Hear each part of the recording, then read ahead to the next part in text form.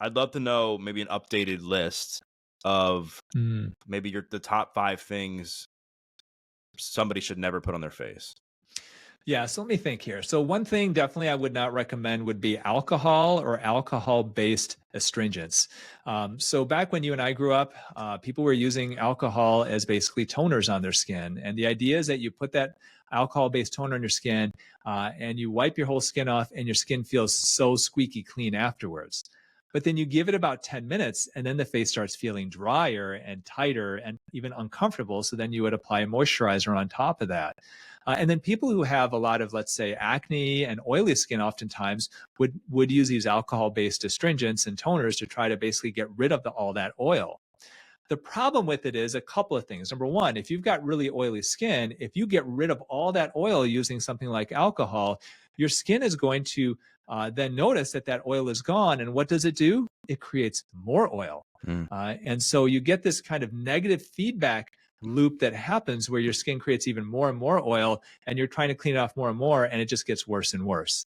Second thing is that we know, like the gut has a microbiome, our skin has a microbiome too. There are trillions of bacteria that live on the surface of our skin. And if these are healthy bacteria, then it can cause our skin to feel and look healthy.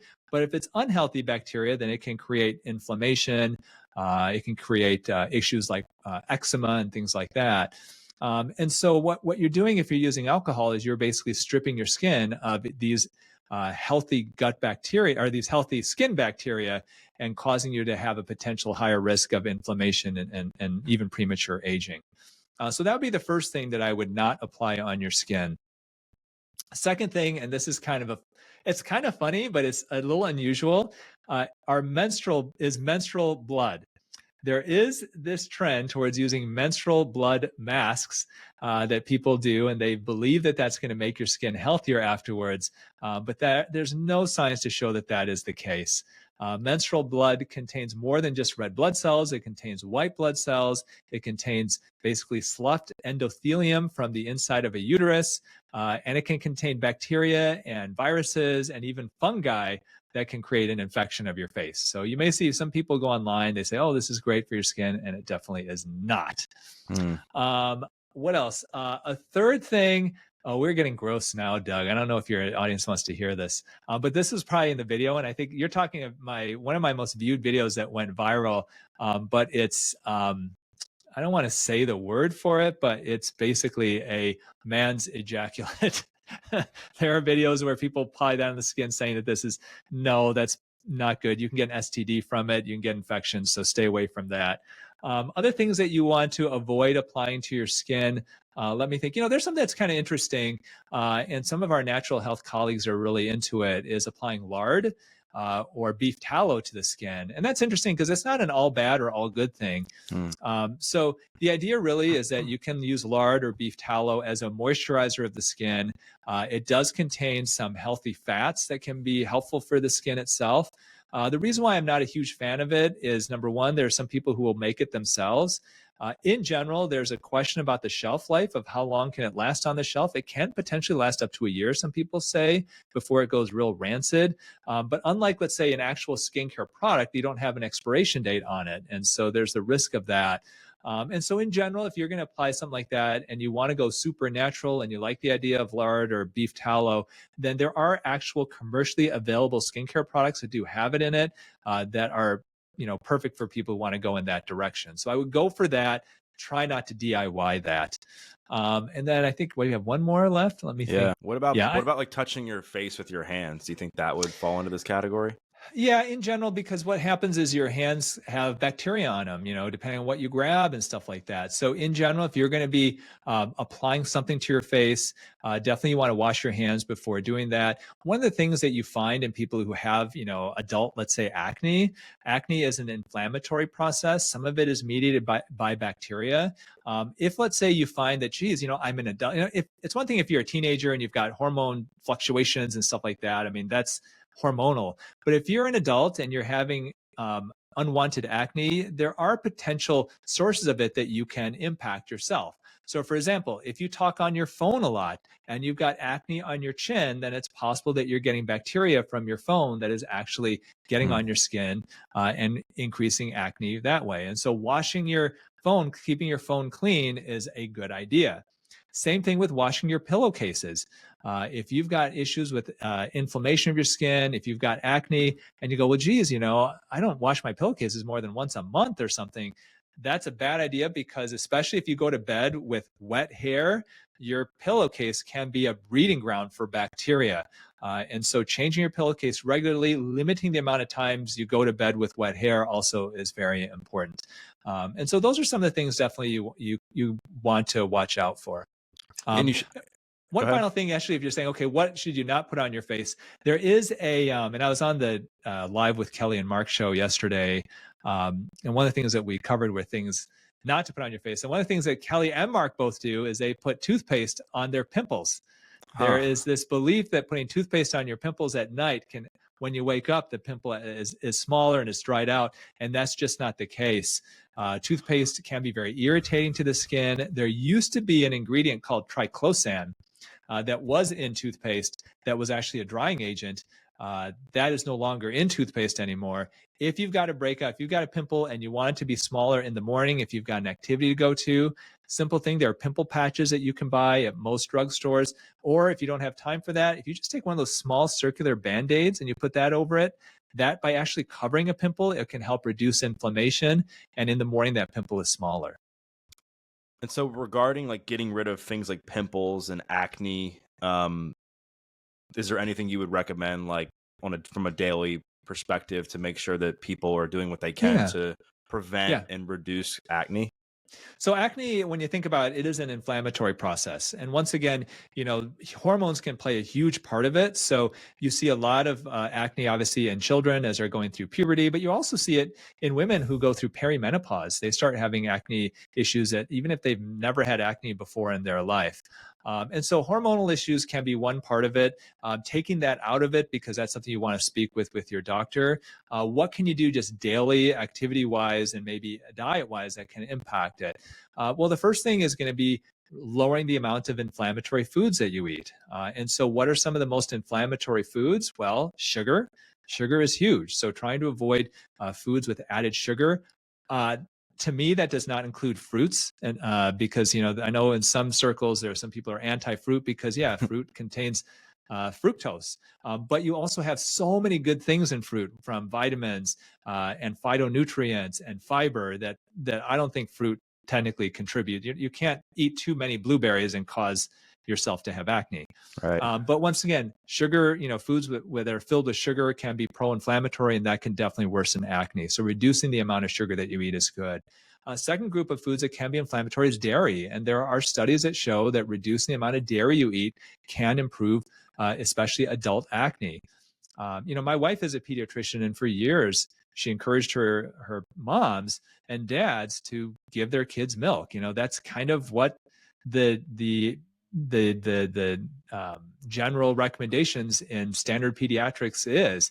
But what we're finding is that that's not necessarily all that helpful for kids, and it can be harmful with, once again, inflammatory pathways. And so I'm not a big fan of just drinking milk. I'll tell you, I love pizza, and I'm not a big fan of non-dairy cheese. So I think that that's something that definitely is moderation. But if you've got issues with acne, then one of the things you may want to try is reducing the amount of milk that you eat Mm. or drink, and dairy products, and see if that makes a difference. Just to do it for 2 or 3 weeks, you may be able to see a nice change. You- And then ultra processed foods and fast foods, those two filled with free radicals, those can really create inflammation of your skin as well. And so you talked about earlier before we went into what not before we went into not to what not put on before we went into what not to put on your skin, you talked about like a routine that people can do that takes 2 minutes Two and that minutes, you've yeah. seen kind of reduce the aging process of the skin by 5 years. How long were you testing people for that process? So it was 2 months. Two So we months. put them on it. Yeah. Now these are, I do interviews and we talk about it.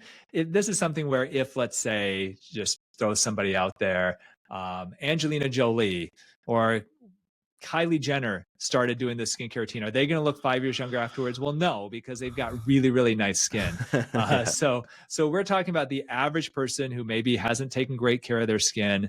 That's what you may be able to see. Um, but somebody who's got like perfect skin, then obviously that's not going to make them look 5 years Yeah. younger that quickly.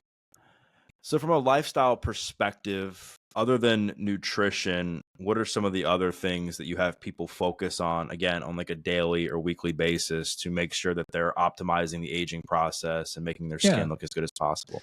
So I am a fan of supplementation. I'm not a biohacker. I don't take 50 pills a day or anything like that. But I do think that supplementation can be helpful, and more science is supporting it. Uh, big a big subject is collagen supplements. These are super popular right now. I have my own skincare and supplement line called Youn Beauty, and our top selling product is our supplemental collagen, as our collagen peptide powder. And it's because I believe in it, and it definitely works. So what's the deal with collagen? So I mentioned earlier, Doug, that we lose 1% of the thickness of collagen every year. Women, unfortunately, menopause 30% over the 5 years after menopause. So really one big focus is we want to try to prevent our skin from losing collagen. Collagen makes up about 70% of our skin. And it's a part of our skin that causes our skin to feel tight and firm and smooth. And so it does make sense that as you lose collagen, your skin feels looser. It feels rougher in texture. And you can see women who are, let's say, in their 70s and 80s, and some of them, the skin is so thin that they scratch it and it actually tears. I've seen that, in so many people. So finding that collagen thinning process is super important, and collagen supplements can definitely help with that. So if you were to ask me 10 years ago, is there science to support collagen supplementation? The answer is it's kind of equivocal. There isn't a whole lot out there. But in the last couple of years, Doug, there have been some large meta-analysis studies. One published in 2021 of over 1,100 people, and another one published just last year in 2023 of over 1,700 participants, where they have taken 2 to 3 months of a hydrolyzed collagen peptide supplement and found improvement in the thickness of collagen of their skin, in the hydration of the skin, and in the elasticity of the skin. There are so many studies now that have shown that taking a collagen supplement definitely works. But the key with that is that your body can only absorb either individual amino acids or small chains of peptides, okay? Because collagen is a large protein, and your body cannot absorb just collagen. That's why if you put collagen, let's say, in a cream and put it on your skin, it doesn't do anything because it's too big. It can't get through your actual skin. And one of the arguments that people have made against collagen supplements is that it is a large protein, and how do you know your body's going to actually absorb it? So the collagen supplements that in general I recommend are hydrolyzed, and that means that they've taken that large protein and they have broken it down into individual amino acids and small peptides, which are small chains of amino acids. That is allowed it to be more bioavailable, so your body will actually absorb it. And there are actual studies that have put people on these supplements, and they have actually drawn their blood later on and found increased levels of collagen precursors and things in their actual blood. And so these collagen supplements do work. I do recommend that something for just about everybody. And that's something you can do every day. A second thing that you can do every day, or maybe a couple times a week, actually, not every day, you don't need every day, is red light therapy. This is also a very hot topic in natural medicine. Many studies now that are showing that using red light therapy can actually help improve the health of your skin, can increase the collagen and the elastin in the skin as well. And these, we think that red light works by basically powering your mitochondria to essentially create more energy, and that causes cells to function in a more youthful fashion. This episode is brought to you by Apollo Neuro. If you're anything like me, you may have a hard time sitting still, sleeping, and practicing things like mindfulness and meditation. The Apollo wearable has been a great tool for me. It helps me manage my stress and calms me down when I'm feeling overwhelmed. The Apollo wearable was created by Dr. Dave Rabin, who is a board-certified psychiatrist and neuroscientist and has studied resilience as well as the impact of chronic stress in our lives for over 15 years.